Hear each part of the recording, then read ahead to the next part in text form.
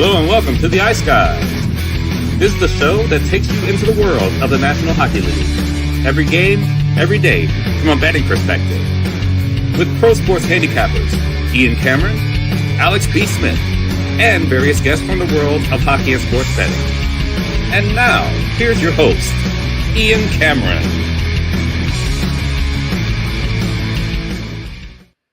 Welcome to the Ice Guys, Saturday, April 5th. Ian Cameron, Alex B. Smith, and we got Ryan Robinson with us as well today, ready to break down this Saturday NHL card. We've got 2 regular season Saturdays left of the NHL season. That's it, and this is one of them. It is a huge slate on this Saturday.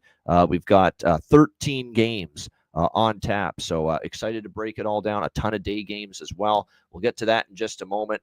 Last night, quickly, I'll talk about the other stuff first, and then we'll talk about the main event last night, which was the Alex Ovechkin goal chase. But shout out to 2 Eastern Conference teams that desperately needed 2 points and got them last night.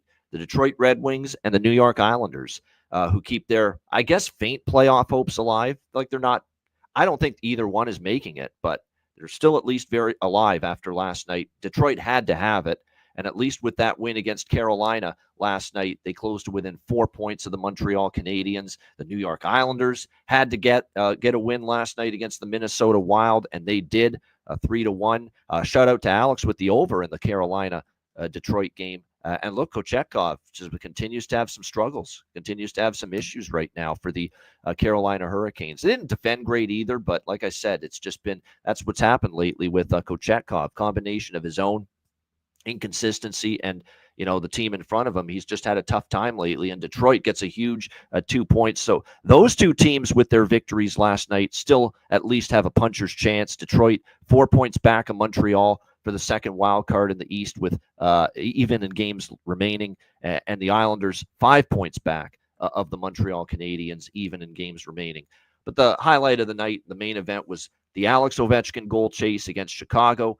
And obviously we saw him not just get 1 goal, but 2 goals and tie Wayne Gretzky's all-time record for most goals in NHL history. What a thrilling night it was. What a thrilling sporting event it was. Not just hockey game, but sporting event. And, a lot of people tuned into it, obviously. It was great to see him get the record-tying goal. Of course, he got the first goal of the game as well to give Washington the 1-0 lead. And it's funny because he could have had the tying goal minutes before he got it, because he was probably going to deposit it into the empty net. But Connor Murphy said, "Don't worry, Ovi, I'll do it for you," on that goal. And that ended up going in, an own goal from Connor Murphy, past his own goalie, Spencer Knight. But then Alex Ovechkin got it the very next time. Everything about the night was great. Whether you love or hate Bettman, he was in attendance. That's great. Gretzky with him there in the press box with Janet and her plastic. I'd like to say, but they were both in attendance last night with that game. The family, of course, of Alex Ovechkin, mother, father-in-law, his wife, kids. It was just, an absolutely incredible night. We thought for a minute there was a tease that he was going to break the record, but Spencer Knight said, "Oh, no, you don't. Not on my fucking watch." A couple of saves Spencer Knight made in the last minute or two of the third period to deny Alex Ovechkin of the record was absolutely tremendous. And you got to give Spencer Knight credit. That's the great competitor in him. He said, "I'm not going to let Alex Ovechkin score his record breaker against me." And he made a couple of great saves late in the game. It was a great betting night, overall. We swept the Chicago-Washington game pretty much. Chicago scored in the first period. We had that first period over, best bet hit, full game over hit. That was a terrific game. We fell short with the draw with the Wild and the Islanders and the full game over, but with a 0-0 first period, guess what we did? Second period over, Wild Islanders couldn't have been any easier, and we jumped on the full game over 3.5 after the first period, and of course we got 4 goals in that game. It ended 3-1, so those hit. So again, I stress to everybody, keep an eye on these 0-0 scoreless first periods. Keep an eye on them and look for these second period overs in those games. And even if the price is reasonable, a full game over after the first period. It's unreal how many times these have been cashing of late. But a great night overall. Gretzky, doing the press conference with Alex Ovechkin after the game, talking about great class, great humility. And I like passing the torch element to it, which is what was great. Gordie Howe was there, supporting Gretzky, in attendance when Gretzky broke Gordie Howe's record, and now Gretzky passing it down to Alex Ovechkin in attendance for him to break Wayne Gretzky's record. And I think he even alluded to hopefully Ovechkin, if now it's a big if it gets to a point where Ovechkin's record is going to be in doubt, that if he's alive and still going, support that next guy that might be breaking the record. So it's great. It's a great way of going about things. And you got to thank Gordie Howe for that. Gordie Howe was the guy that decided, you know what, Wayne's going to break my record, 31 years ago. I'm going to be there when he does break the record. And Wayne decided, you know what, let's keep this going. I'll be there for Ovi, and maybe Ovi will be there for the next person if we get to that point. Beautiful, beautiful stuff. It's the stuff that makes you proud of being a fan of hockey in the NHL for sure. Alex, your thoughts on a pretty wild and entertaining and memorable Friday? Yeah, a historic Friday. Yep. And that game was, like I said, it was fantastic to watch, and for a league that we criticize often, for a PR group that normally runs things like Bozo's Circus, the NHL did a fantastic job over the last, I'd say, 3 or 4 days with putting together the official kind of chase watch, with having Bettman and Gretzky in attendance, and having them kind of follow around. Like that, they did this very well. Like I said, the press conference afterward, the layout, even just how things went after he scored the goal, and everybody emptied the bench and they give him his moment. Like everything was just done in a very smooth fashion, and that was great to see, and that's rare to see. Like I said, from this league, but it's a wonderful moment. A wonderful moment at the end of the game too, seeing the Hawks, empty off the bench, and they all go in the line to shake his hand as well. Like you said, just shows you the class and humility in this league. And like you said, to have Gretzky make it a point to be there because tremendous. And I'm sure I down. know who spearheaded that, Nick Foligno. It wouldn't have shocked me. Oh, absolutely. Yeah. Absolutely. And to see, and the most memorable, I think, moment in the handshake line, of course, Spencer Knight, that was a moment as well, but Ilya Mikheyev giving him the biggest of hugs. How great that must have felt for him and every other Russian in this league, especially the younger guys who literally grew up watching him. You think about Artem Lashunov, for example. He was born 3 months after Ovi made his debut in the league. And to get to play against him, and the first time he plays against him is the night that he sets the record. That's got to be huge, pride for those guys as well. So, like I said, it was a well done, moment captured by the league, and obviously another win for the Capitals, who are now 1 point behind Washington for the President's Trophy race. They keep that momentum rolling, and like I said, we talked about this over the last week. This is probably a good thing to have in a sense. Now, I'm sure there's a little bit of distraction, especially now where you need one goal to get the record. We'll talk about that more tomorrow. It might be a little bit of a cloud distraction over the particular game in which he sets the record. But this was probably a good thing to have Ovi still kind of carrying and being in the spotlight for this team, because how often do we see these teams at the top of the mountain kind of fall out of favor late? These games don't matter. We've got the division. We don't care about the President's Trophy. And they kind of stumble in the playoffs. And you end up doing something like Tampa Bay did years ago, what Boston did a couple of years ago. Having this momentum with Ovechkin, like you said, he's been the heart and the soul of this franchise for 2 decades. He takes so much pressure off of the rest of that team at times. And that might be what's going on now. Everything's zeroed in on number 8. And it's freeing up these other guys. Relax and rest for the next couple of weeks, and then get ready as we get back on board for the Stanley Cup playoffs. So things seem to be rocking and rolling in DC, and that's all because of grade 8. Someone made there's a lot of great points you made right there. I agree with a lot of them. Someone in the chat, I forgot who, right before we started the show, I saw, is Washington going to be a great fade from the games remaining in the regular season if Ovechkin breaks the record tomorrow? It's possible. I wouldn't be running a bet on them. That's for sure. There's no question about that down the stretch of the because this is the only thing that's left to achieve in the regular season for Washington, getting Ovechkin the all-time goals record. After that, they're meaningless games essentially the rest of the way for the Washington Capitals. So no doubt, the key I'm not moving looking forward, at Washington here moving forward. The key moving forward after Ovechkin's next goal is for the rest of that team to just stay as healthy as they fucking possibly can between now and the 20th. Yeah, and we're already seeing a team like Edmonton, for example, that's trying to stay healthy but not doing a great job of it right now. And they're now being extremely cautious. Like I'm sure Leon Draisaitl, for instance, could have played today against LA if it was a playoff game. But with, they decided we're not taking any risks here. Is that too important to that team. Yeah, there are bad. It's 7 straight games given up. Defensive habits have lapsed for the Washington Capitals. There's no question, Jonathan. There's no doubt. That does have to get kind of sorted out before the playoffs begin. Ryan, good to have you. Anything you want to say about last night? Yeah, no, I thought you guys summed it up pretty perfectly. It's cool anytime you can witness history, whether it's on the TV or in person. So that was really cool to see.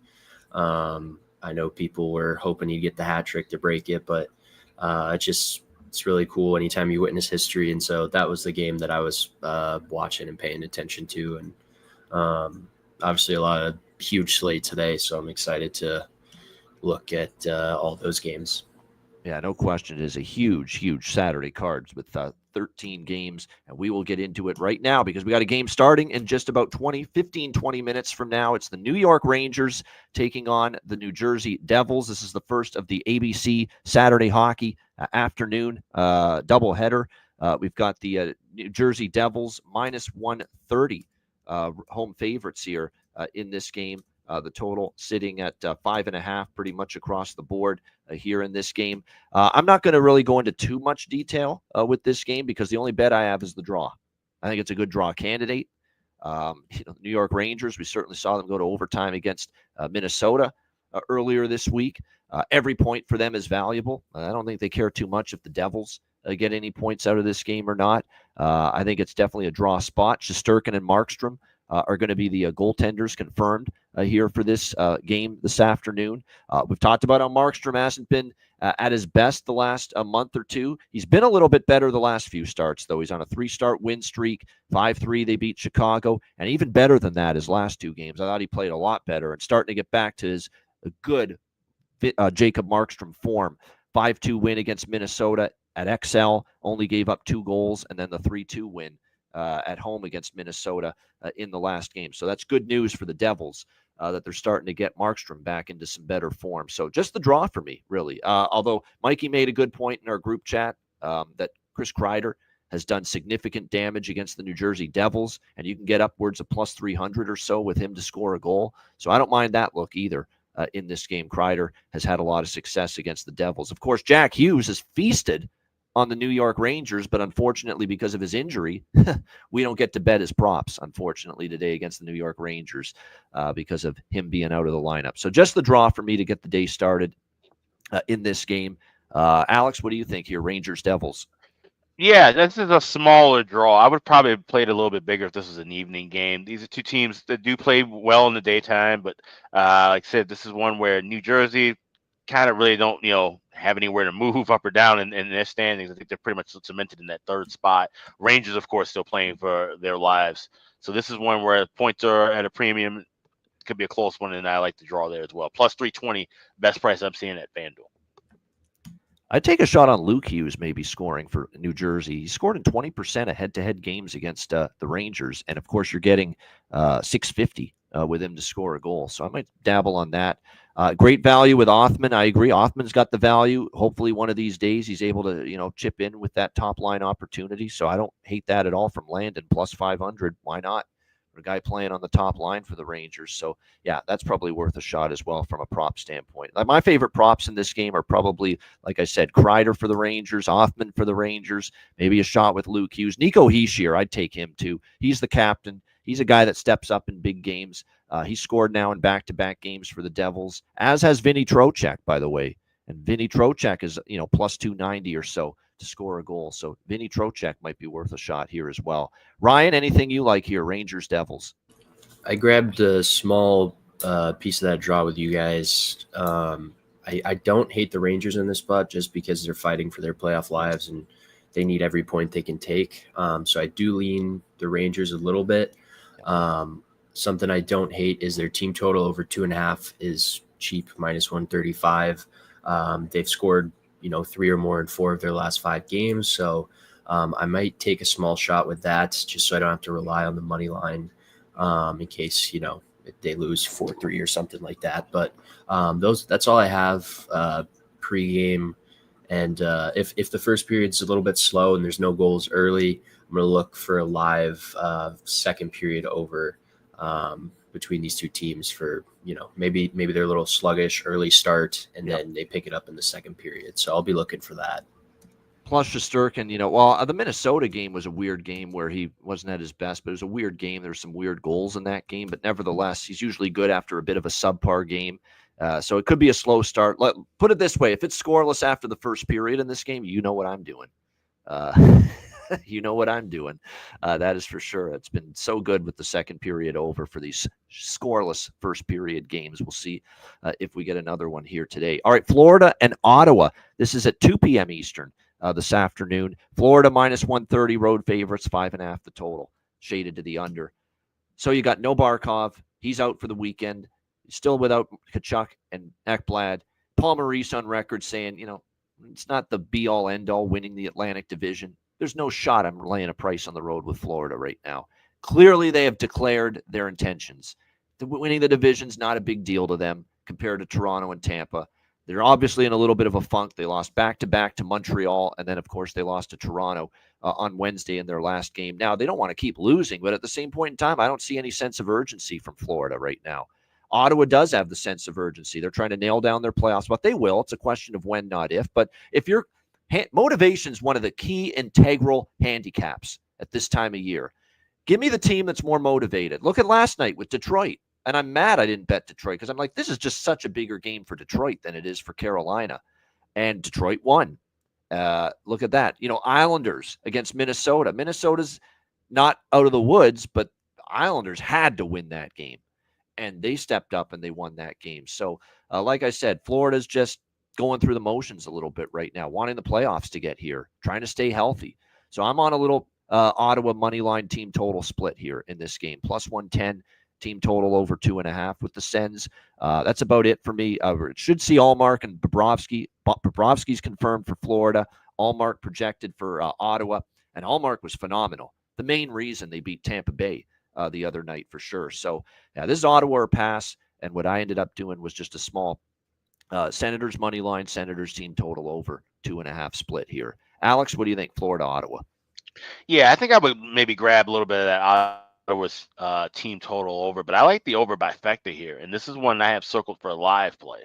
We're getting even money for both first period over and full game. I'm gonna wait and try and grab plus 115, plus 120 with both. I think this might be a sneaky kind of an over game. Like you said, Ottawa being the more motivated team. Yeah, it wouldn't shock me one bit if they can get 4 or 5 goals. So Ottawa team total and over by Fecta in game for me. Yeah, no doubt. Like I said, with Ottawa here, just a team that needs this 2 points more than Florida, and motivation spots are coming through. Look at last night. Like I said, Detroit needed the 2 points. Carolina is comfortable in their position, and Detroit took it to Carolina. I'm not saying Ottawa is going to take it to Florida. I think this is a close competitive game, but I do think Ottawa emerges. What do you think here, Ryan? Panthers, Senators. Yeah, I'm kind of with Alex. I like that team total. The Sens plus money is good value. Obviously, Florida's missing some key pieces, but I don't know. I still don't know if I want to take that money line. So I think that team total is a much little bit safer of a play. So I'm going to be on that pregame as well as taking a small shot with the first period over at minus 105. And if I lose, let's say Florida wins today. Let's just say they do. I come back and I take Detroit tomorrow in a back-to-back spot. I'll definitely be on Detroit tomorrow, especially if Florida loses or wins today, rather, because then they'll get their win. All right, we've snapped the 3-game losing streak, and then on a back-to-back at the end of the road trip tomorrow, I think Detroit's got a pretty good chance to beat them there in that spot. So, like I said, especially if Florida wins, I'll really like Detroit tomorrow in that game. Perlo liking the draw. Yeah, the draw could get there in this game. Ottawa won it 3-1 against Florida way back in October, the only previous meeting in Canadian Tire Center between these two teams. So, like I said, it's just in these spots, win or lose, I like betting the motivate, especially as a slight dog and a home underdog like this. So, like I said, I moved on Ottawa and the team total over split. Alex liking the over by Fecta, but going to play it live here in this one. All right, next up as we continue along, Pittsburgh taking on Dallas. This is the second of the ABC Saturday afternoon doubleheader games taking place. We've got, obviously, Dallas, huge favorites here in this game. And like I said, let me just get the prices up here. There we go. Minus 270 is what we're looking at here with the Dallas Stars. The total here sitting at 6 pretty much across the board here in this game. Dallas, it was a 1-1 struggle with Nashville until it wasn't. And then it just turned into an onslaught. They took over in the third period. They ended up winning going away 5-1 over the Nashville Predators. The Pittsburgh Penguins, a valiant comeback attempt against St. Louis the other night. They were down 4-2 to the Blues. They tie it, including Rutger McGroarty getting his first goal with the Penguins to tie it late. But St. Louis gets the win in overtime on a Robert Thomas power play goal. We'll see how they fare here in this game. They're still playing pretty tough, but feisty Pittsburgh, but we'll see in this game. To me, if I were to bet anything, it would be Stars team total over 3.5 at -130 or so. I might wait for a better price in game on it. It wouldn't shock me if Dallas gets to 4. We know this is not a sturdy Pittsburgh defense. It's been that way pretty much all season. And if you look at the series history between these two teams, Dallas, since the beginning of last year, they've played 3 times. Dallas scored 4 in Pittsburgh. They scored 4 in a home win against the Penguins last March. And then earlier this year in Pittsburgh, back in November, it was a 7-1 thumping for the Dallas Stars over the Pittsburgh Penguins. So they scored 4 goals in every game against Pittsburgh head-to-head since the start of last year. So the only thing I'd be interested in here, at least sidewise, is a team total over 3.5. Maybe the over 6 as well. Pittsburgh's still on an 8-2 run to the over in their last 10 games. Dallas hasn't been cashing first period overs consistently, but we've been seeing their games kind of open up with scoring later in the game, second period, third period. So this might be one where, the bifecta is often a go-to for me when I like a high-scoring game. I may just stick to the full game over of 6 here with this one, Penguins and Stars, to go with maybe a small bet on the Stars team total over pregame and maybe get a better price on it in-game. So if we get a scoreless first 5 or so minutes of the first period. Alex, what do you think here for the ABC, the second game of the doubleheader, Pittsburgh, Dallas? I think I'm going to take like a pre-position on the second period. I'm going to go both teams to score in the second period plus 122 at FanDuel, and then kind of, like I said, line that up for looking for a live full game over, second period GIF. I think this is a game that definitely could qualify. I could see maybe a kind of lower, slower start, and then things kind of opening up as the game develops. So that's the way I'm playing that here. Both teams to score in the second period, plus 122 pregame at FanDuel, and then looking for full game overs and second period props in game. Yeah, by the way, Evgeny Malkin, who, of course, has been banged up here for the Pittsburgh Penguins, it looks like he's a game-time decision. He's missed the last 4 games for Pittsburgh. We'll see if he's back in the lineup, but potential he plays. And, of course, the Stars, Heiskanen and Sagan have been out forever. Jamie Benn is the guy that missed the last game against Nashville and is out once again today. But this is not an injury situation. This is the about to become a dad situation once again. For Jamie Benn. So Benn will be out of the lineup once again for the Stars this afternoon. Ryan, your team, what do you think, Pittsburgh, Dallas? Yeah, they've been finding ways to win, even with getting outshot early and not playing their best. And Pittsburgh obviously struggles a little bit defensively, so I do like that team total. Something I have done the last couple games pregame. I think they've won 7 in a row. They've given up the first goal in, 3 straight. Team to win from behind. Stars are plus 245. So, if they give up a goal early, they usually claw back. And as you've seen the last few games, they're a team that once they score 1, the floodgates kind of open and they get 2 or 3 relatively quick. But I think they take care of business. I'm not going to obviously play their money line, but Wyatt Johnson's goal in 6 straight. He has 13 goals in 16 games. I feel like that's that's worth riding until that streak ends. And then that top line, obviously I'm going to look at them for 2+ points again and some combinations of that. Just, they're probably going to get some power play looks and Pittsburgh isn't, they've given up 4+ goals in 4 of their last 5. So the Stars are pretty opportunistic. And if they get those chances, I expect them to capitalize. And Duchesne also has been, any of his goals, assists, props have been worth a look because he is also red hot lately. So that's what I'm riding with. No first period bet for me, just the team total and then looking at some of those props. Yeah, I think, look, if it ain't broke, don't fix it. We were on the BetCast Thursday night with the Nashville-Dallas game, and we mentioned on the Thursday show, Matty Robb was with us, of course, Thursday. We talked about Marchment and Duchesne, especially with Jamie Benn out. Those are the targets for Dallas props. So I like both of those players once again here this afternoon for the Dallas Stars. As far as point props are concerned, goal assist, I'd put goal and assist with both of them because they could both score a goal. They could both set up one. Marchment's on a 4-game point streak. Duchesne's on a 4-game point streak. Michael Granlund's on a 4-game point streak for the Dallas Stars. And, of course, a 6-game point streak for Wyatt Johnston and a 6-game goal streak for him. So it's hard not to bet Wyatt right now either for the Dallas Stars as far as finding the back of the net. You know, for Pittsburgh, anybody on the, like a Raquel, Rust, Crosby, I'd be interested in for props. And Rutger, maybe Rutger McGroarty, ride the wave. He got his first NHL goal tying the game against St. Louis the other night. He's going to be spotlighted on the top line, or at least the top 6 for the Pittsburgh Penguins, Rutger. So McGroarty, again, at plus 500, really good price.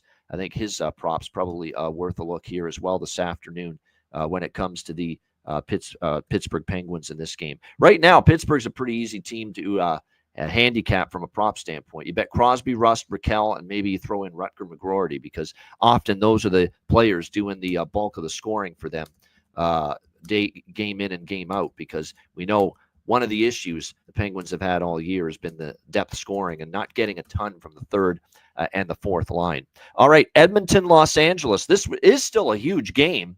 It's had some shine taken off it, though. LA minus 170, home favorites, 5.5 the total. And it's had some shine taken off it because this is obviously a depleted Edmonton team. Not at full strength for this pivotal game. These two teams are facing each other for sure in the first round. It's just a question of who is going to get a home ice advantage pretty much in that series. But unfortunately for the Oilers, they are still a very banged up group. Connor McDavid still not returning in the near future. They expect him to get into some regular season games, but it won't be today.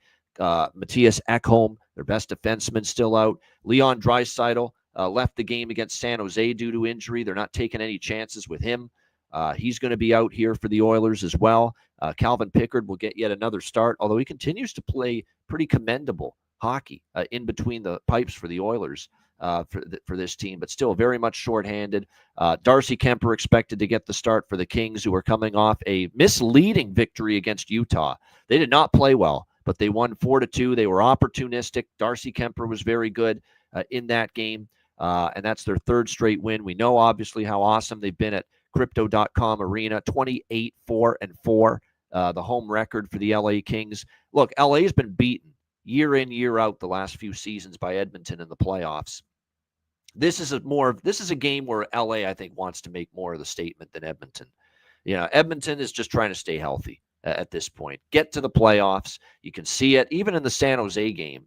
They were just limping to the finish line to get that game over with and barely won it 3-2. So I think it's an LA spot or pass for me. Now, unfortunately, you're not getting the value because, look, clearly the odds makers, and they're sometimes asleep in this sport. They were not asleep here. This is definitely a no Connor McDavid, no Leon Draisaitl line that you're seeing here with LA minus 170. So you're not getting value. I would say take LA in regulation if you don't like the minus 170. I'll probably sprinkle on that. And I haven't been on this, but it's been cashing. It's been phenomenal. And Jonathan's mentioned it. I'm taking Oilers under in the first period, team total under. No goal in the first period for Edmonton at plus money. I think that's worth a look. All LA has been doing on a consistent basis lately, except for one game against Boston, they have kept a clean sheet, to steal a soccer phrase, in the first period. They have been just phenomenal, shutting out the other team in the first period. So the Edmonton team total under 0.5 at plus 105, I think, in the first period. I like that bet even more than the LA in regulation here. Alex, what do you think here? Oilers, Kings. Yeah, that's where I was kind of leaning with Kings rather in regulation. It's kind of shopping around for best price. I'm seeing $1.10 at FanDuel, $1.02 if you can get Pinnacle. So that's the way I would lean with this. But it's a smaller play, like I said, with a big card. There's a lot of things I like. This is one that's just kind of keep small with the regulation look for the Kings. And Chris Knobloch and the Oilers adopted a defense-first mentality after Draisaitl left that game against San Jose. They just said, we're tightening it up. We're going to try to, shut this down, win 3-2, and we didn't see a whole lot of flow in the game after that. Do they play that way here today? So, this definitely feels like it could be an under game. But again, the total being here 5.5 and heavily juiced. Well, it's actually not heavily juiced to the under. It's even money. Around -110. So it's actually not bad. But yeah, I feel like this could be an under game for sure. Edmonton with their depleted lineup. And we saw the way they played after Draisaitl's injury against San Jose. Definitely took on a take care of our own zone first mentality. Ian, you said would you liken that under with the first period with the Oilers? Would you take a shot maybe with Kings 1-0 correct score plus 410? Yeah, I think that's very plausible. A 1-0 first period lead for LA. No question about that. I may add that. I might sprinkle on that. Yeah. Good point. The center ice depletion could open up things for Byfield, says Jonathan Davis. No argument. Plus 260. I think that's probably solid look there. Jeff Skinner. Yeah, he scored the other night against San Jose. He's going to be one of the guys they got to count on. You got no Leon. You've got no Connor. Who's going to score goals for Edmonton? The Nuge, Skinner. These are the guys you got to rely on. Hyman. These are the guys. Old man Perry, does he have another goal in his arsenal? These are the guys you're going to have to rely on to step up now for Edmonton. Ryan, what do you think here? Oilers Kings. I lean towards the under. Pretty defensive minded game, I think, but I do like Kings in regulation. They're fighting to keep that home ice if they do play Edmonton, but at the same time, they're only 3 points behind Vegas, so they're trying to make a run potentially for that top spot in the Pacific. I think if they do get the lead, they lock it down. The Oilers missing their big guys obviously impacts their power play, their offense, everything. So I really like I like the Kings in this spot, not -170, but I do like the regulation look for sure, and potentially that 1-0 period, possibly 2-0 period. All right, good stuff there. And then, as far as the props go, but Jonathan mentioned a couple good ones for sure. The Byfield makes sense based on the matchup. Arvidsson, he's a guy that scored in 3 straight games. I'm going back to Trevor Moore. We talked about the California kid, Trevor Moore, plus 310. He scored in 3 straight games for the LA Kings. So going to go with those two as well. Arvidsson for Edmonton. He's on a 3-game goal streak. And this is where you want Arvidsson to show why Edmonton made a lot of mistakes. Fogle was a mistake. Broberg and Holloway, clearly mistakes, big mistakes, especially Holloway. Even McLeod. McLeod's having a good season with the Buffalo Sabres. The Fogue Daddy against his old team is worth a look, energized, 100%. Fogue Daddy, Trevor Moore, Byfield for LA as far as goal props. And then for Edmonton, I like Arvidsson. Arvidsson scored 3 straight games. And like I say, they need his offense now, obviously dealing with the absences of Connor McDavid and Leon Draisaitl. All right, Anaheim, Vancouver. This is the last of the afternoon games. This is also 4 p.m. Eastern, 1 Pacific. Vancouver -180. Home favorites, 5.5 the total. This is a game where I'm just flat out blindly taking Anaheim, and if I lose, I lose. But Vancouver, it's done. That felt like a funeral procession after that Seattle loss the other night, 5-0. There's not a chance in hell you can lay -180 with Vancouver. It's done for them. They're out of it. That was the nail in the coffin for their playoff hopes. That loss, shut out, if you can believe it, too. Not just the loss. You got shut out by Seattle at home as well in that game. So maybe Vancouver shows pride and a good effort. I'll see it before I believe it, and not at -180. I'm okay taking. Now, Anaheim's been dominated historically by Vancouver, but this is a totally different situation here. Anaheim for me, quack, quack, +160. Worth a look. Smaller bets on the team total for Anaheim, over 2.5, and the 5.5. I did dabble on the over, but tiny bet. I don't feel great about it. I just like Anaheim more, +160. This is one of those price bets. You bet the price. It's a price to Vancouver. You cannot trust laying it against anybody right now, with the dream crusher of their playoff hopes collapsed basically after that Seattle loss. Alex, what do you think here? Anaheim, Vancouver. I'm just going to root you on and hope Anaheim wins. This is a pass for me. Yeah, I get it. Anaheim's not the easiest trust either. And they did get walloped pretty good by Calgary. But Calgary, playing like their lives are on the line. And we'll get to Calgary later. This is now a huge game for them tonight against Vegas, with Minnesota losing last night. Ryan, what do you think here? Ducks, Canucks. Yeah, this is just a pass for me. Not interested in it. Too many other good games, and Vancouver's obviously out of it. I don't trust the Ducks, even though they've been dominated historically in this series. But I don't like this game, so I'm going to pass.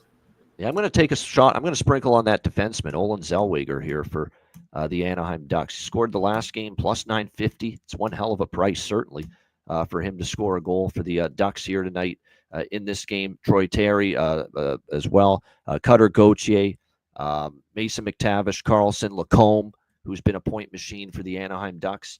I definitely think all of those are worth a look. And there's Jonathan co-signing the team total part of Anaheim here in this game, over 2.5, saying Vancouver has given up 3 goals or more in 6 of their last 7 games. So, yeah, it's definitely a split for me, like I mentioned. Same with what I'm doing with Ottawa. It's a money line and team total over, both of them for me here in this game. All right, so those are the afternoon games. We are going to now turn our attention to the Saturday night slate, which begins with the Tampa Bay Lightning taking on the Buffalo Sabres. Tampa Bay minus 210.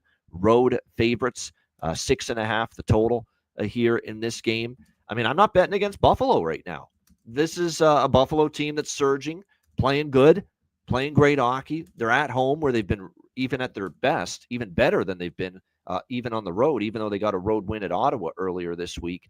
But do I really want to fade Tampa off a loss to Ottawa? Probably not. So this, and Sam Colangelo, yes, Jonathan, in the Anaheim game, worth a look. Yeah, but this game, Tampa Bay Buffalo, like I said, Buffalo's playing like, this is when you don't want to fade Buffalo. They're out of it. They're out of the playoffs, and they play their best hockey, and they play inspired. And for some reason, they look like they are a playoff caliber team at this stage of the year. And they played very good at home lately. They've beaten good teams at home. How many times have we mentioned that? They beat Ottawa at home. They beat Edmonton at home. They beat Vegas at home in recent home games. And they've always played Tampa very tough. They could have beat Tampa Bay last time these two teams played down in Tampa. I remember they gave Tampa Bay all kinds of fits. To be honest, I'm closer to betting Buffalo in this game than Tampa Bay. I don't know if I just don't love with Tampa Bay coming off the loss to Ottawa, which means they might be focused here. But Tampa Bay barely escaped. It was 6-5 over the Buffalo Sabres last month on March 6th down at Amalie Arena. And if you look at the games in Buffalo, Buffalo's won actually 2 of the last 3 here at KeyBank Center in Buffalo, and they've won 5 of the last 7 head-to-head meetings Buffalo has versus Tampa Bay. So this is one where I lean hard to Buffalo, believe it or not. But Tampa off the loss might be enough for me to stay off taking the Sabres. What I do like is the draw. This could be a draw candidate, in my opinion. We've seen a lot of close games, Tampa Bay and Buffalo. 4 of the last 8 meetings between these teams have gone past regulation. Wouldn't shock me if we get a little OT here in this game. And this is definitely an over by Fecta for me. Buffalo is heating up to first period overs in particular. I probably like the first period over personally a little bit more than the full game over. But Buffalo has cashed in 5 straight to the first period over.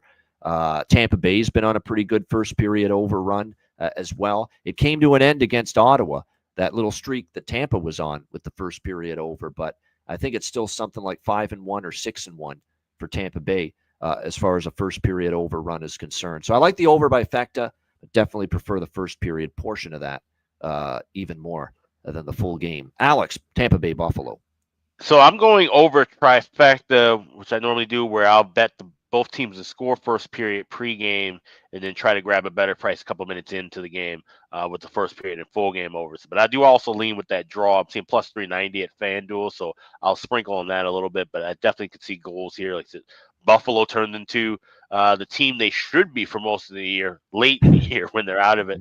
And like I said, Tampa Bay, they're still in that race of the Atlantic, but it just seems to be kind of just they're up and down right now, right? Like there's a game, where it seems like, oh, this is a slam dunk spot for them to win, and then all of a sudden, like I said, it's a close battle. So lean with the draw, liking the overs, but I'm going pre-game with both teams to score in the first, and in game with the first period and full game overs.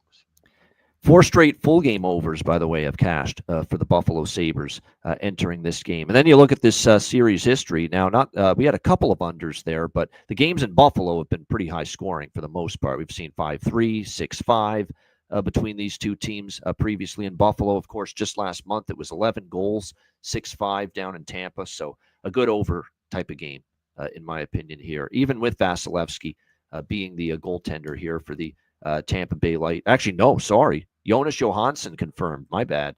Well, there you go. Like it even more now after seeing that. Jonas Johansson for Tampa Bay. James Reimer projected for Buffalo, although we have not gotten confirmation on that yet. Ryan, how about you here? Lightning, Sabres. I don't have anything sides or totals in this. I do like Kucherov 2+ points, seeing like plus 120-ish. He was held off the score sheet Thursday in Ottawa, snapping his 9-game point streak. So I look for him to get back on it. Tampa Bay has a good offense. Buffalo struggles defensively. So high-powered offense against, a team that's not great defensively. I look for him to get on the score sheet a few times. And so I think I like that play a lot. Him 2+ points. There we go. All right, good stuff indeed. But yeah, like I said, Johansson being in net, and you know what? I think that kind of tips your hand. I actually think I'm going to take Buffalo now that I see it's Johansson. I'm going to sprinkle on the Sabres now, plus 170. Look, it wouldn't shock me one bit if they win this game. Yeah. Not one bit. I mean, they're playing hard. They're playing well at home. They've beaten good teams at home. I mentioned Ottawa, Edmonton, Vegas. Those are the teams they've been beating on home ice lately, the Buffalo Sabres. And now with Johansson in net, Reimer in net, by the way, confirmed for the Buffalo Sabres now that, I think Buffalo at this price, it's worth a shot. Again, Tampa off a loss, but I'm not sensing that Tampa is all in for the division either. They'd like to win it. Be nice to win it, but are they going to, put themselves through the ringer down the stretch here to win the Atlantic Division? Not so sure about that. All right, next up, we've got Colorado and St. Louis. This should be a great matchup. It was last week when they played in Denver, and St. Louis won a low-scoring game, but it was a very entertaining game, a 2-1 Blues victory. Colorado looking to return the favor, minus 140 road favorites. The total here, 5.5 across the board. The big news for St. Louis is obviously Dylan Holloway's injury.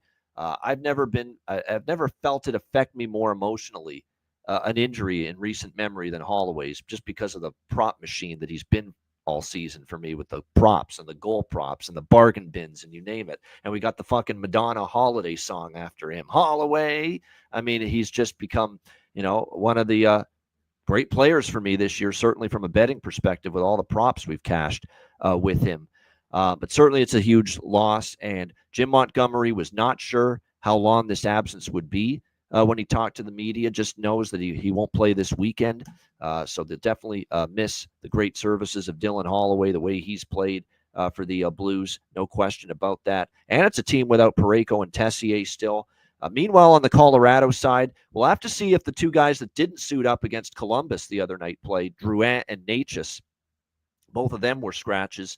Didn't matter, though. They pummeled Columbus, and a horrible night for Elvis Merzlikins. And Colorado was able to take advantage of it in that game. We'll see if they can keep it rolling here in this game. Blackwood and Binnington projected starters in net here for their respective teams. St. Louis, obviously, on this crazy streak. Certainly not fading them. 11 straight wins.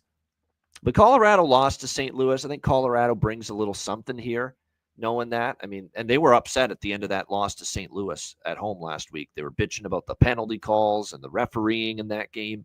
Jared Bednar wasn't happy. So I may stay off I'm tempted because you think plus 120 home dog. This team's won 11 in a row. And I'm certainly not fading St. Louis. No way. But I don't know if I'm going to back them. I am going to sprinkle on the draw here in this game, though. Could be a draw game, in my opinion. I think the draw is worth a look. And 5.5, I'm neutral on the total here. Normally when it's the same two teams playing each other in a short period of time like this, they played in Denver just last week. It was a low-scoring game. Oftentimes I like for the reverse to happen the next game. If it's low-scoring in the first meeting, they play a few days later, I like the over. If it's high-scoring the first meeting and they play a few days later, I like the under usually. No question. So I do lean a little bit to the over. Maybe we'll get involved small on that. But like I said, nothing more than that. And a piece of the draw for me here. I'm going to stay off St. Louis here today. Just something about Colorado lost to them at home last week. And without Holloway, let's see how this team adjusts. First game without him. What do you think here in this one, Alex? Colorado, St. Louis.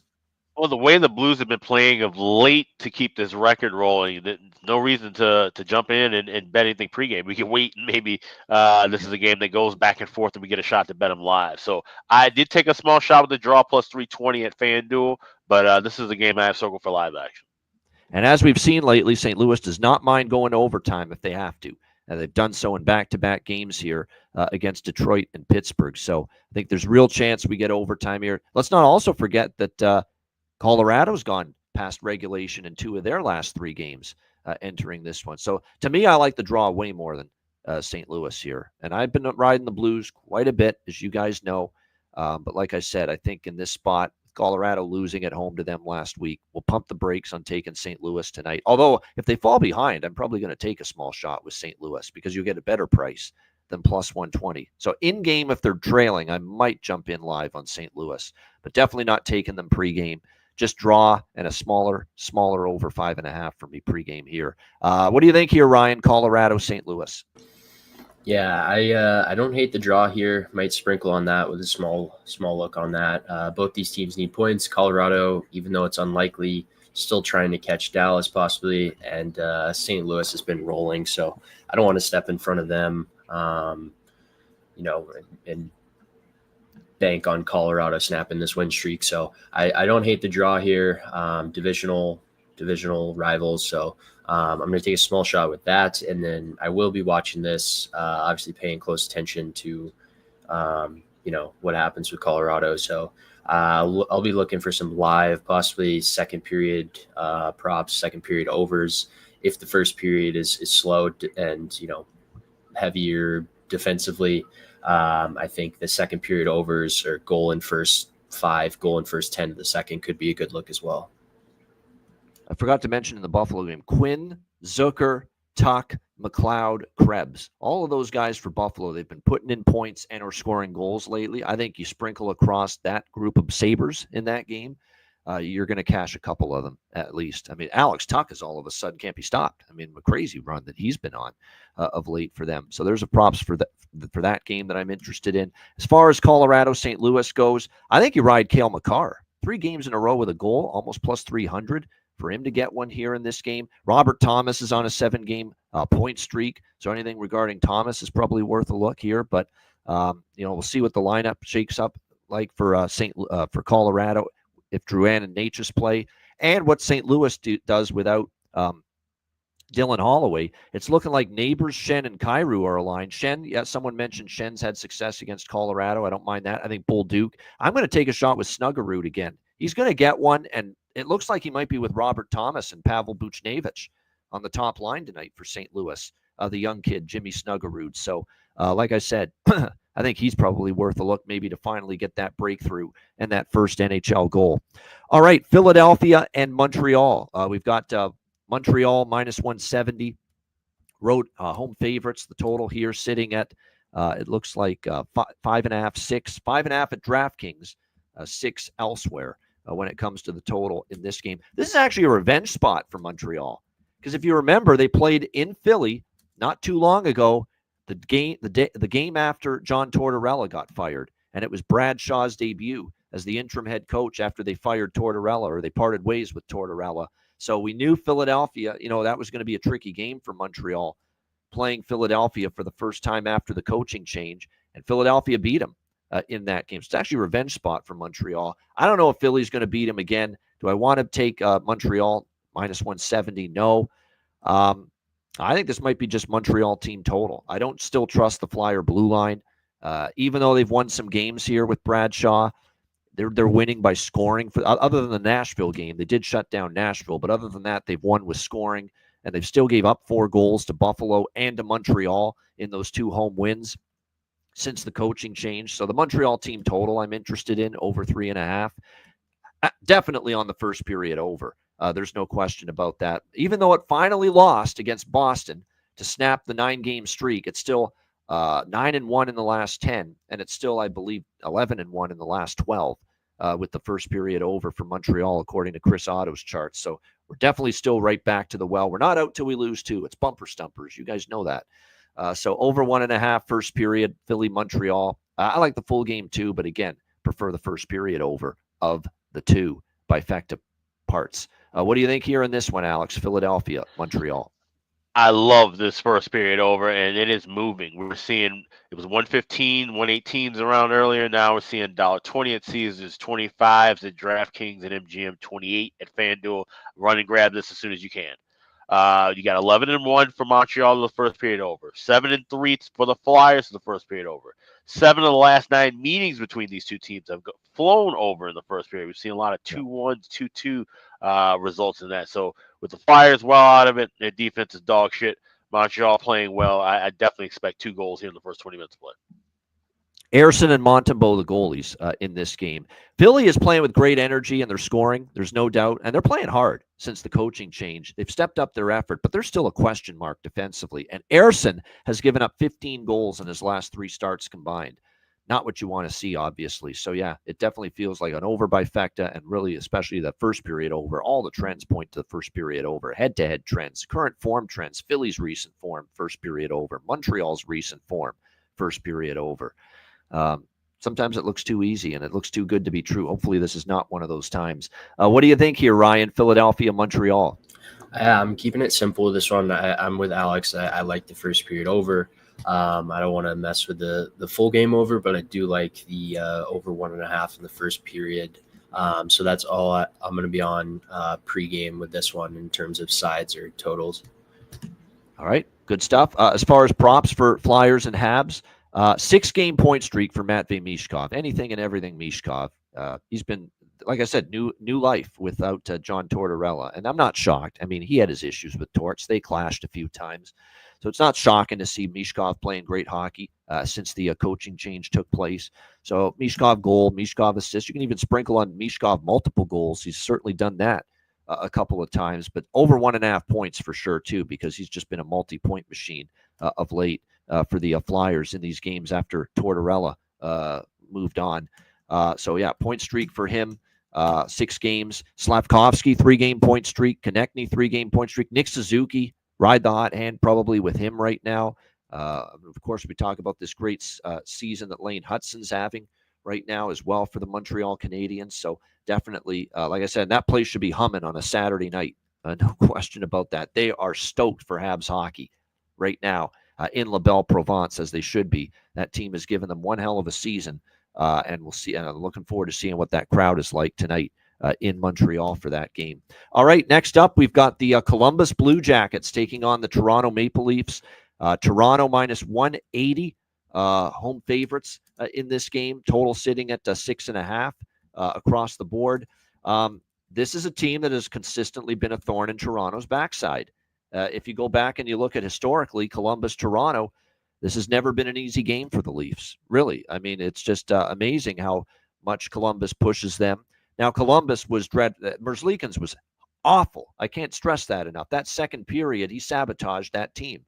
2 goals that he absolutely should have stopped, and the third goal wasn't the best either from him in that game. So Columbus has beaten Toronto 3 straight times, by the way. 6-5 in overtime last year in Columbus, 6-2 in Columbus back in October, and then 5-1 in Toronto in January. So I'm taking Columbus here. I am. Plus 150. Toronto's not in any, Toronto's going to start feeling, wow, you know what? We're 4 points up. We beat Florida. We beat, who else did they beat? Florida. They beat, trying to remember, Florida on Wednesday. They ended the road trip with the win against Anaheim. Then they played Florida on Wednesday, and they won. They're feeling good. They feel like just when we're starting to get a little bit of a cushion, here we go. And that's sometimes when you see the Toronto slip up, and I'm not saying they will for sure tonight, and I do like that Columbus is coming off an ass kicking. 7 goals. They got shelled by Colorado. I think they're worth a shot at this price, plus 150, just because this has been a tough team for Toronto for some reason. I like the draw, too.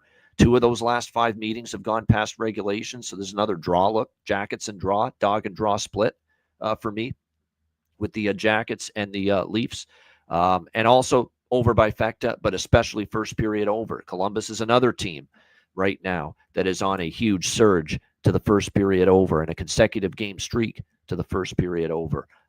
6 straight first period overs for the Columbus Blue Jackets entering tonight. So another over by Fecta, But like with many of them, I like the first period over a little bit more.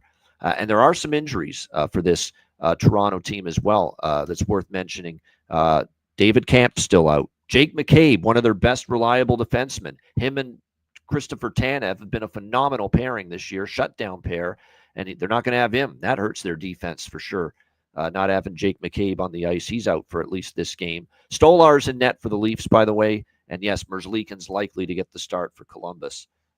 So that's the only fear I have with taking Columbus. Merzlikin's performs like he did against Colorado. Toronto's probably going to win this game. You just got to hope he's a little bit better. Still think Toronto's going to pop in a few goals, but I think Columbus scores as well. Alex, what do you think here? Jackets, Leafs.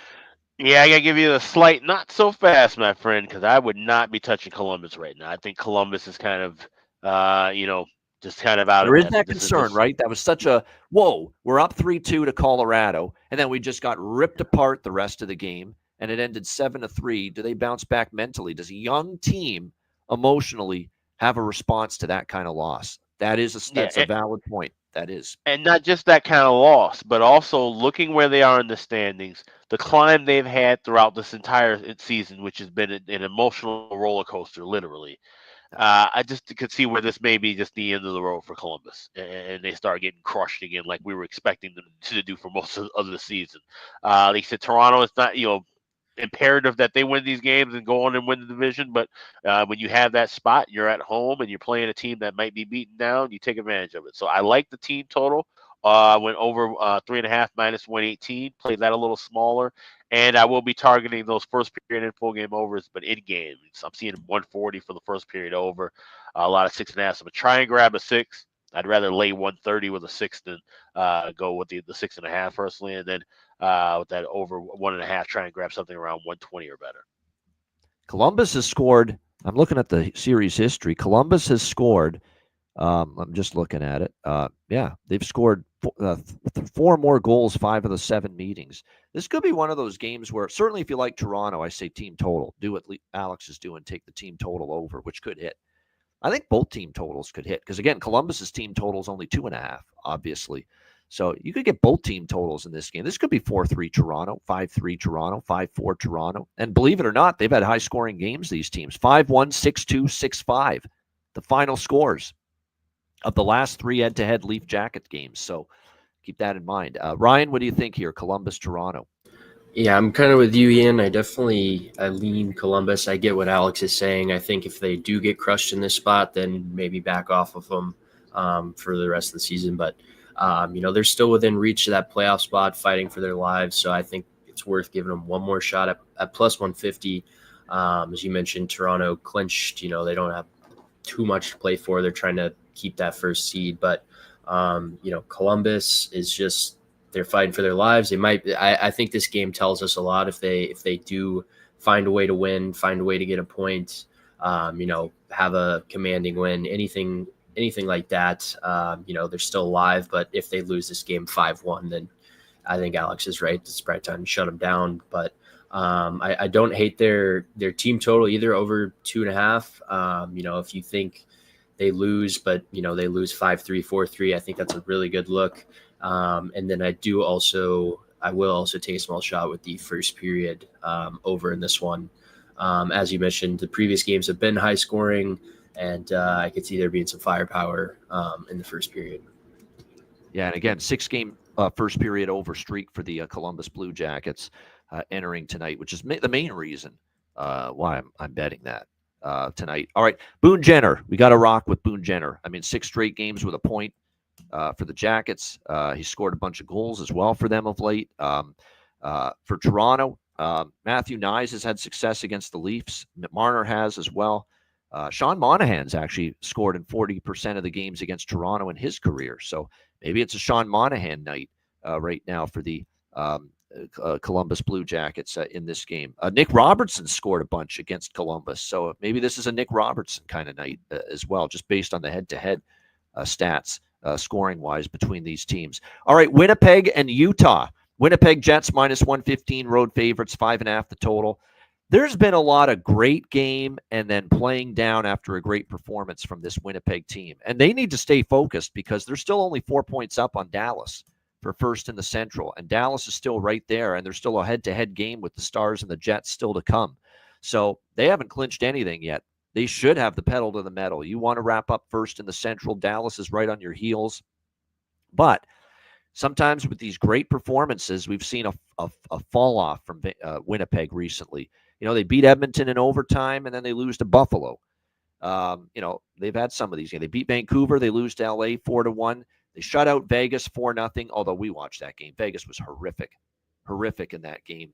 And that had a lot to do with it, not just Winnipeg playing well. Winnipeg should win. It's a very cheap price for Winnipeg, but who knows what they did. We always say, what did you do in Vegas after that big win? I mean, it was a great win. It was a satisfying win. You played a phenomenal game. Scott Arniel is singing the praises of his team in the press conference after.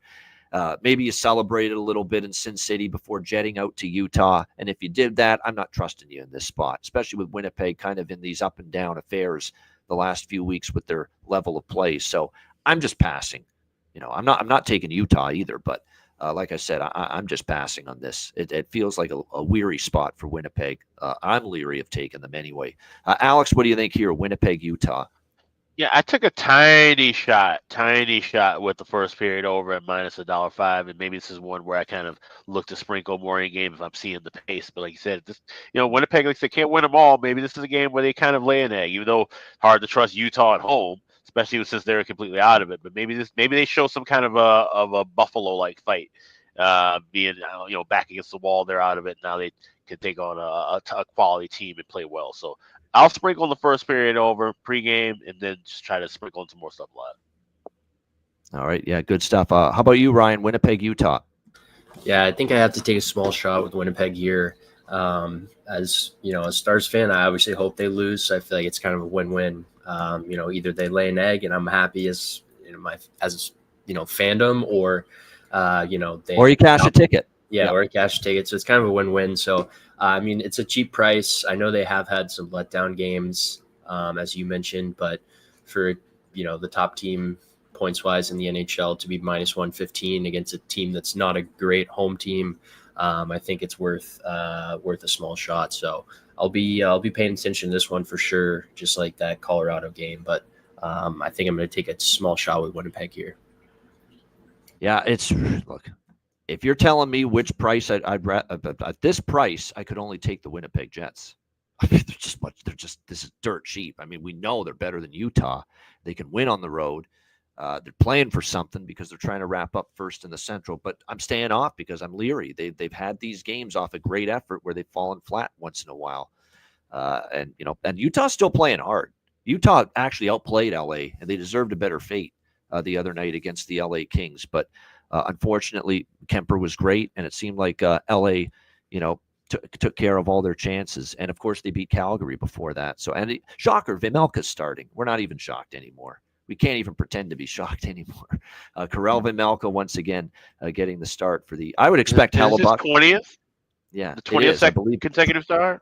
I think so. We're at 19 or 20. That much I know. So, like I said, not at all shocked by that. With Vejmelka in net, we'll have to wait and see. Goalie post as Comrie probable. So is this going to be extended rest here for Connor Hellebuyck? We'll have to wait and see on that. But again, their goalie not confirmed as of yet. All right, Carolina and Boston. We've got the Carolina Hurricanes minus 250. Road favorites 5.5. The total in this game. Rod Brindamore was pissed last night about that performance against Detroit. Some of the breakdowns defensively. That being said, Carolina's got nothing on the line here. They're pretty much locked into where they're at. That's not a team I'm laying minus 250 with. But I do think they're a little bit more of an onus to show up tonight because you're right. That was not a good performance from the Canes last night against the Detroit Red Wings. Now, it is back-to-back here for Carolina. Rest advantage for Boston. But how the hell do you bet Boston right now? I can't. That's for sure. I don't care what price they're getting. Not taking the Boston Bruins. But I'm not laying this with Carolina either. What I am taking is the first period over. Carolina's heating up with first period overs now. I believe it's 4 straight first period overs now for the Carolina Hurricanes entering tonight. Of course, first period over cashed again last night for them against Detroit. Yeah, 4 straight first period overs for the Hurricanes. This is one I really like the first period more than the full game. I did bet Bifecta but I almost didn't bet the full game over. This one, definitely, I much prefer the first period over. And again, I feel like Carolina starts with some onus to get off to a better start instead of falling behind 2-0 like they did against the Detroit Red Wings last night. So, like I said, this might even be one where I target a Carolina team total in the first period more so, because I think I trust them to help. I trust them more to do the scoring for this first period over than Boston, coming off the dud last night against the Detroit Red Wings. So, I might sprinkle on a Carolina over 1 team total in the first period. And then, of course, just the regular over 1.5 in the first period here. Alex, what do you think? Hurricanes, Bruins. Trying to find the correct score. That's something else I like too, but I'm going to go with the same plays you like. I have that already bet that first period over 1.5 minus 115, but I think I will add that Carolina team total over 1 and go Carolina correct score 2-0 in the first period. I could see this being where, maybe they get out to a blistering pace, and then we see things kind of fall apart from there. So if we get our money in the first period, we don't have to worry about it. So that's the way I'm kind of looking at that. First period over, Canes team total over 1 at BetMGM, and then correct score 2-0.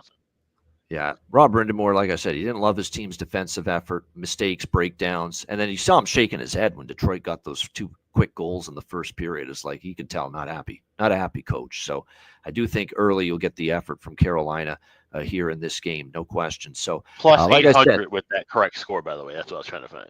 So that's a pretty good price, no doubt. What do you think here in this? Jackson Blake, yes. Jackson Blake, Stankoven, I think are good props for Carolina in this game. I like both of them. And certainly Jackson Blake, we talked about it. All Jackson Blake needed to do was get 1 goal, and the floodgates are going to start to open for him, and they are. Back-to-back games with a goal now for Jackson Blake for the Carolina Hurricanes. So definitely my favorite prop. And like I said, Stankoven. I'm going to go back to the well, too, with Jankowski.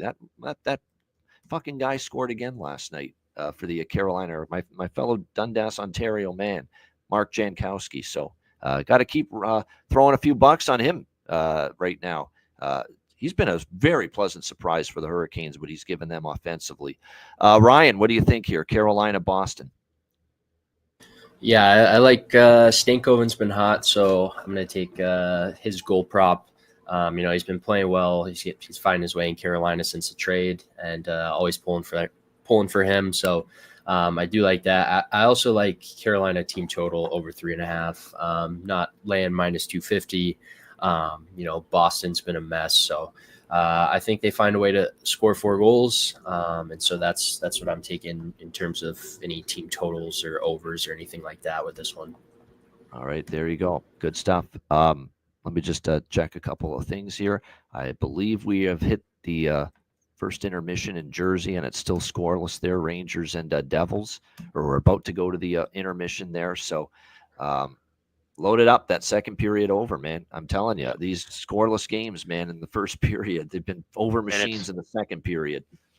Minus 125 for the over 1.5 at Bet Online. So I'll be waiting a couple minutes into that to grab that. I'll bet it now, but like I said, it can always add to it a little bit more if we get plus money. That's usually the approach I take. But like we are on like if you look back the last few days in the NHL, go and look at every game that was scoreless after the first period, and look at what's happened in the second period with goals, at least 2, at the very least. Look at the Wild and the Islanders last night. Look at that. That was scoreless after the first period. It got to 2-1 like in the first 7-8 minutes of the second period last night. So this has been just a strong bet. What more can I say? It's been a strong bet, these second period overs after a scoreless opening period. We'll see if that continues here with the Rangers and the Devils. All right. Next up, as we continue along here on this. By the way, we mentioned the props already in that game, so we can move on to the late games on the Saturday slate. Next up, we've got playing for exercise. Seattle's Kraken and the San Jose Sharks. Seattle minus 180, road favorites, and the total currently in this game sitting at, it looks like 6.5, shaded to the under in this game. First period over again. I hate to be a broken record, but San Jose's on a first period over streak as well entering this game. It's 5 straight first period overs here for the San Jose Sharks. This is an over by Fecta, but again, I like the first period over more in this one. I could only take the Sharks. I'm not laying minus 180 with the Kraken. I don't know if I'm going to. I'm waiting to see who's in net as well for the San Jose Sharks, which is important with how dubious their goaltending is. We'll have to see who's going to get that start in between the pipes tonight for them. It's Decord and Georgiev as the projected goalies right now. But again, neither one has been confirmed as of yet. But again, this is two non-playoff teams. What do we often say? Roll the puck out. No defense. Who's blocking shots? Two teams not going to the playoffs. So, yeah, this is definitely – I like the first period over a lot. I'm going to go the full game as well. And I'm tempted by San Jose, but I'm waiting to see. Because remember, if you look back at series history this year, Seattle's had difficulties with San Jose. San Jose has been a thorn in their ass this year. And that's back when Seattle was still playing for something. Now Seattle's out of it and laying minus 180 against a team they've had a tough time with this year. So Sharks are pass at this current price. Alex, what do you think here? Seattle, San Jose. Yeah, this is one where I bet the over 6 minus 120 at MGM, but I'm going to wait in game for that first period over. Like I said, this is definitely a true roll the puck out and see who gets the most goals at the end of it, kind of a contest. I don't see much defense here. So maybe take a shot with that. Both teams to score as well and make it over trifecta. Yeah, it definitely feels like that kind of game. It reminds me of Anaheim, San Jose, where it was an explosion of goals in the first period the other night. And then, of course, it still went over for the full game. It did slow down a bit after that, but not a lot of defense there in that game either. 3 straight games with a point for Mario Ferraro. Alexander Wenberg, 2 straight games with a point for the San Jose Sharks. Toffoli, Shane Wright. We mentioned them maybe being worth a look as far as goal candidates in this game going into it. So those are some of the props I'd be looking at here. Ryan, what do you like here? Seattle, San Jose. I think it's San Jose or pass spot for sure. Don't like Seattle minus 180. And these games have been high scoring. The first game was 8-5, second 4-2, and then third was 6-2. So especially now, that both teams are out of it. Like you mentioned, no one's diving face first to block a shot. It's definitely going to be up and down. I expect it to be up and down, rush opportunistic hockey. So I could definitely see some goals in this one. So I am going to take a small shot with that total as well. Might even double down live if first 10 minutes there's no goals and it drops to a 5.5 or something like that. So I do like I like this over, and I think it's a Sharks or pass spot for sure. Oh yeah.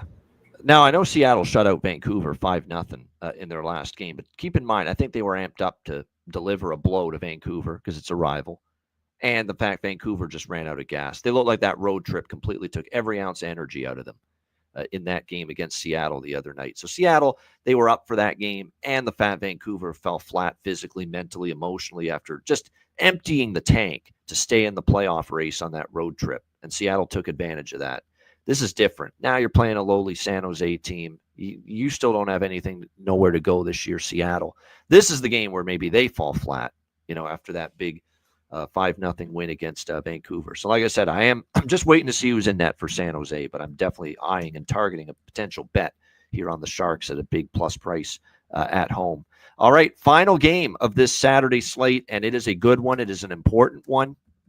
Vegas Golden Knights and the Calgary Flames.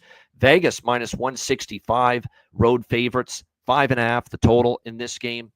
Suddenly these games are starting to matter more for Vegas, because with this little malaise they've been under and that horrific dud that they played against Winnipeg the other night, suddenly Vegas is only 3 points up on LA for first in the Pacific and 5 points clear of Edmonton.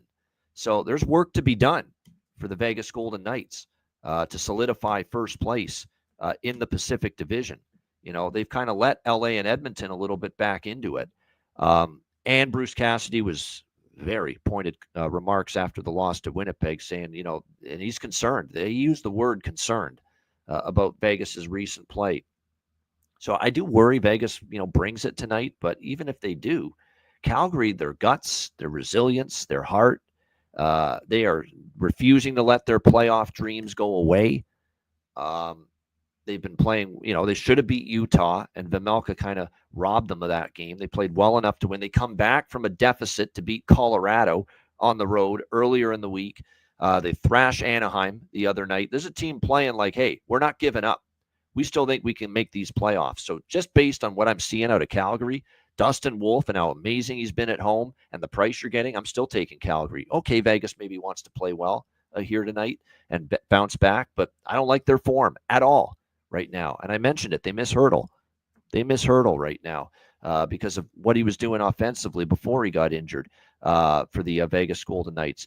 Like I said, Dustin Wolf in net. Vegas can talk all they want about they want to bounce back, but they've actually been weaker on the road much of the season. So I'm going to take a shot here, plus 145 on the Calgary Flames. This definitely feels like an under game as well. Vegas not scoring.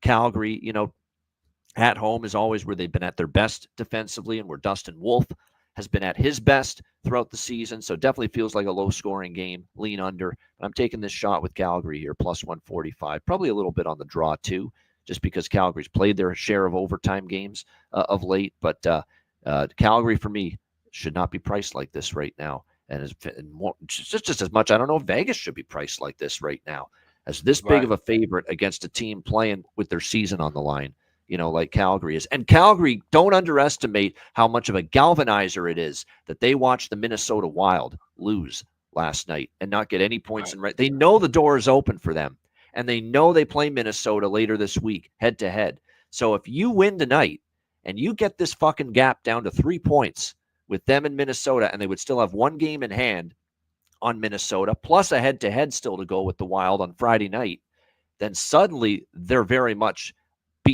beating hearts, still very much alive to make the playoffs. So I hope Calgary delivers the kind of hair-on-fire effort that I expect after seeing Islanders do them a favor last night. Alex, what do you think here? Vegas, Calgary. Yeah, Calgary still got legs and lungs, so I took a shot with them plus 140, and I also grabbed a little bit of the draw plus 330 as well. He said this is a little bit of a steep price for Vegas, but the fact that they have something to play for was the reason why I grabbed the draw as well. This could be maybe a back and forth kind of a battle. That's why I'm staying away from the totals. This game does seem like it could be a dead nuts under, but it would not shock me one bit if it's tied at 4 going to OT either. So staying away from the totals, just going with the dog in the draw split. Dog in the draw split, I think, is definitely a good way to go here. Like I said, I don't like what I'm seeing right now for this Vegas Golden Knights team. What do you think here in this one, Ryan? Final game, Vegas, Calgary.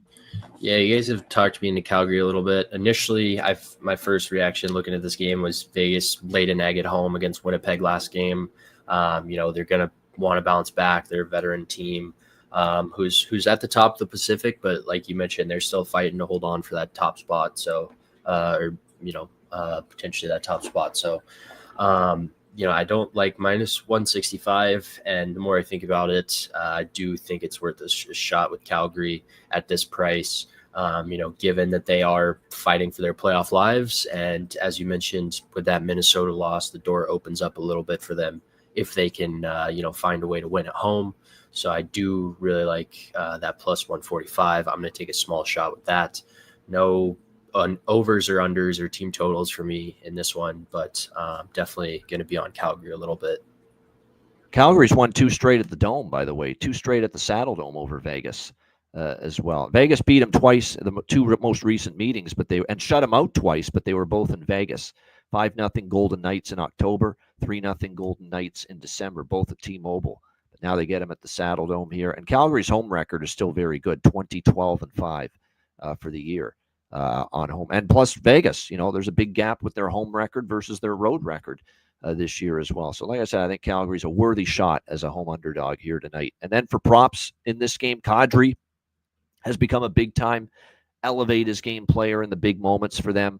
Pospisil and Sharon Govich on his line, on that top line, so they're probably worth a look. Frost and Coronado, Huberdeau maybe. Coleman scored the last game as well for the Calgary Flames. If I was to look at anyone on the Vegas side, it would be mostly Dorofeyev. Waugh has been a pretty good line for them of late. It was a total no-show for Barbashev, Eichel, and Stone the other night for Vegas. So you'd think they play better, but like I said, they were very quiet the other night. We'll see if they got something better in them here tonight against this Calgary. That's a great late game. That really is Vegas and Calgary. Looking forward to it. It's a great game to have in the late night hours. The second of the doubleheader for Hockey Night in Canada here tonight. Shout out to everyone in the chat. Hit the like button. We appreciate it very much. And again, we're looking forward to this huge Saturday slate. And again, scoreless first period in New Jersey with the Rangers and the Devils. We're jumping on that second period over in that game, 1.5. Yeah. Let's see if we can keep cashing these, man. I mean, they've been phenomenal, these bets. See if we can hit another one. Let's see if we can get all of you guys back with us Tuesday night for our next Patreon exclusive live betcast. We've got 2 Patreon exclusive live betcasts this week, Tuesday, April 8th, Thursday, April 10th. Make sure you join us, and to be part of those betcasts, you must be a Patreon member. Sign up, $10 per month, patreon.com/iceguys. You get our goalie charts, totals charts, daily betting card, sides, totals, player props posted each and every day on the Patreon page. And, of course, access to the bonus content, player suite interviews, and every Patreon exclusive live betcast the rest of the regular season and the Stanley Cup playoffs. And make no mistake about it, we're going to have a ton of Patreon exclusive live betcasts throughout the Stanley Cup playoffs. So make sure you sign up, $10 per month, patreon.com/iceguys. Your subscription goes a long way to supporting the show and keeping us going long term. $10 per month. Sign up if you haven't already at patreon.com/iceguys. Also, check out the Ice Guys store, iceguys.myspreadshop.com. We got 3 days left. Save 20% off on everything in the store. Just click on the redeem button at the homepage, add everything to your cart. 20% will be taken out at checkout. We've got everything in stock, a bunch of new designs as well. So definitely take advantage. Get some new stuff for the spring. Get some new stuff for the playoffs right now at iceguys.myspreadshop.com. Check it out. Get on that Ice Guys store. Get yourself some gear and merch at iceguys.myspreadshop.com. All right, we got Bargain Bin Special of the night and Best Bets coming up in just a moment, right after we hear from our great Ice Guys sponsors.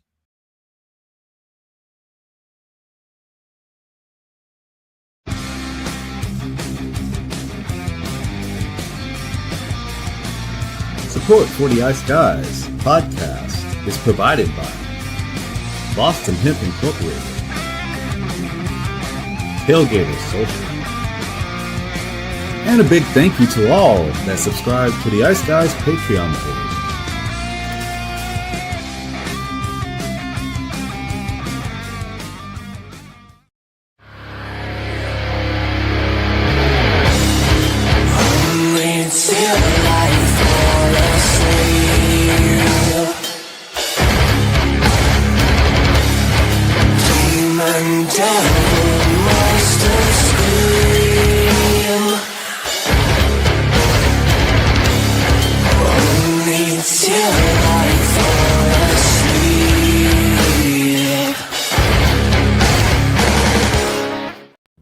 Everyone loves a perfect pair. Bacon and eggs. Thunder and lightning. Mario and Luigi. A hot dog with fries. Ian and Alex B. That's right. Everyone loves a perfect pair. So why not pair up your game nights with Boston Hemp? From exotic flower to concentrates and edible products. You'd be hard-pressed to find a better pairing than Boston Hemp and hockey. Check them out today at bostonhempinc.com. That's bostonhempinc.com. Boston Hemp Incorporated, the official smoke sponsor of the Ice Guys. Void where prohibited by law. Not available outside of the United States. Must be 21 or over to obtain products. Check your local regulations to see if Boston Hemp is available in your area.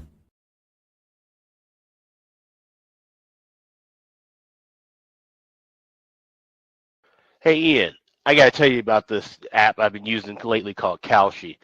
Kalshi.com. Did you know it's the only place where you can trade on March Madness in all 50 U.S. states? I have heard about this, actually. Kalshi is the first and only legal prediction market that lets you trade on real-world events with the look and feel of stock trading, whether it's who will win elections, who will win the Grammy or Oscar awards, or what the price of Bitcoin will hit this year. You can bet you trade on just about anything on Kalshi. With over 1 million users across all 50 states and over $1 billion worth of trades, Kalshi is an absolute game changer. And with March Madness coming to a close, baseball about to get into full swing, playoffs on the horizon in hockey and basketball, now's the time to sign up and trade with Kalshi today. Sign up at kalshi.com/iceguys, and the first 500 traders to join and trade 100 contracts, you will get a free $10 credit added to your account. So don't miss out on all the action. Join Kalshi today at kalshi.com/iceguys. That's kalshi.com/iceguys.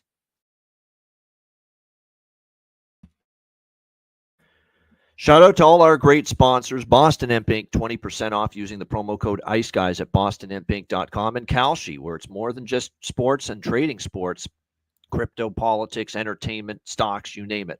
Check it out, kalshi.com/IceGuys. All right, bargain bin special of the night. And yes, I didn't even mention in the recap, yes, we hit our bargain bin last night quickly. Casper, the friendly betting ghost, did not wait around last night. He got on the board in the first period to cash my bargain bin special on Friday. Marco Casper for Detroit at plus 460. We will see if we can duplicate that here on this Saturday. Alex, we'll start with you. What do you like for bargain bin special? Yeah, let's go up to Montreal, taking on Philly tonight. Light goals in that game, specifically early. But I'm looking at Alex Newhook, anytime goal scorer. You get him at plus 380 at BetMGM. I see a plus 370 at FanDuel. So shop around, get the best of that number. But I'm going to take a shot with Alex Newhook, anytime goal scorer, plus 380 for the Montreal Canadiens. That's my Saturday bargain bin special. Go, Alex Newhook for the Montreal Canadiens. For Alex B. Smith with his bargain bin special of the night. Ryan, what do you like here for bargain bin? Yeah, so I'm going to go with Matt Duchene over half the power play point at plus 400. I'm seeing in some places plus 380, plus 400. Pittsburgh has taken 4 penalties in 2 of their last 3 games, I think. Their penalty kill is below average, and he leads their team in power play points, even with Hintz and Ranson and Robertson. So really like Matt Duchene to get a power play point here. With Jamie Benn out of the lineup, the units might be a little bit shuffled around, so he could be on that top unit still. So I really like that value. Matt Duchene over half a power play point as my bargain bin special.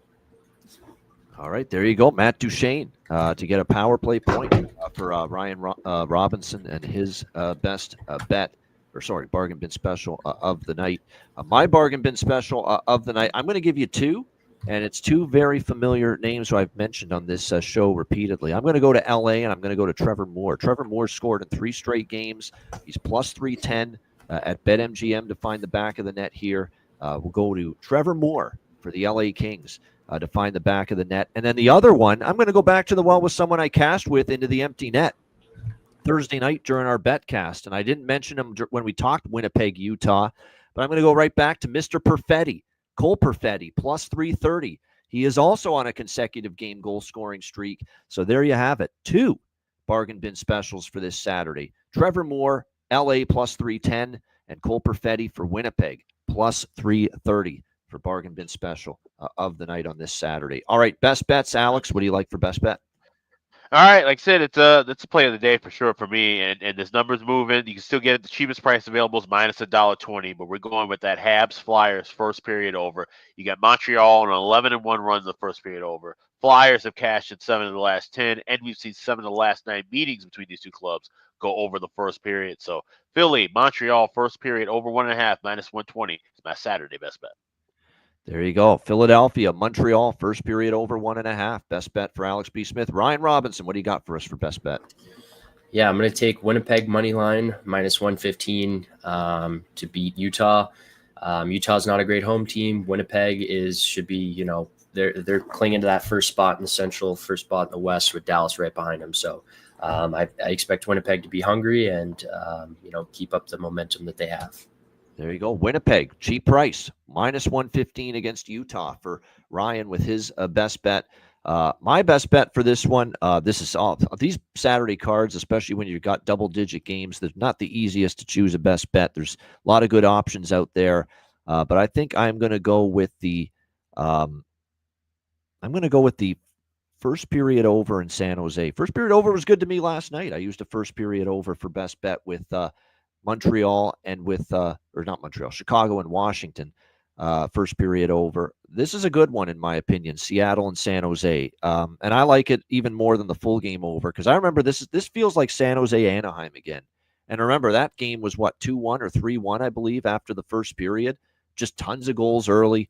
I expect a loose atmosphere in the Shark Tank.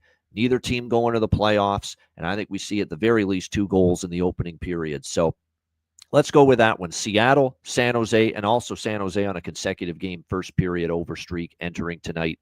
Seattle, San Jose, over 1.5, minus 130 in the first period. For my best bet here for this Saturday. Shout out to everyone in the chat. Hit the like button. We appreciate it very much. And again, we've got ourselves Jimmy the Bag, a good friend of mine. You see me on his show on Thursdays on Pub Sports Radio. He will be on our show tomorrow for the Sunday edition of the Ice Guys at noon Eastern. And it'll be the Alex Ovechkin record-breaking chase starting as we are doing the show tomorrow, because that Capitals-Islanders game starts at 12:30 p.m. Eastern time. So make sure you're here for the Sunday edition, me, Alex, and Jimmy for that show. Looking forward to that. And again, shout out to everyone in the chat. Hit the like button. We appreciate it very much. And again, 2 betcasts this week, Tuesday, Thursday, both of them Patreon exclusive. Make sure you get on board at patreon.com/iceguys. Just $10 per month. I'll just flash it up one last time. There it is. Get on board. If you missed Thursday's betcast, which was a lot of fun, don't miss this one on Tuesday or the one on Thursday. So make sure you get on board at patreon.com/iceguys. A reminder, the Ice Guys is live 7 days a week, Monday to Friday, 2 p.m. Eastern, Saturday and Sunday, noon Eastern. If you can't watch the show live, download the Ice Guys podcast in audio form on all major podcast platforms: Google Podcasts, Apple Podcasts, Spotify, Stitcher, iHeartRadio, Amazon Music, and more. Download the Ice Guys podcast when you can't watch the show live. For Alex B. Smith and Ryan Robinson, I'm Ian Cameron. Have a great Saturday. Enjoy the games and good luck. And we'll see you again tomorrow on Sunday, noon Eastern, for another edition of the Ice Guys.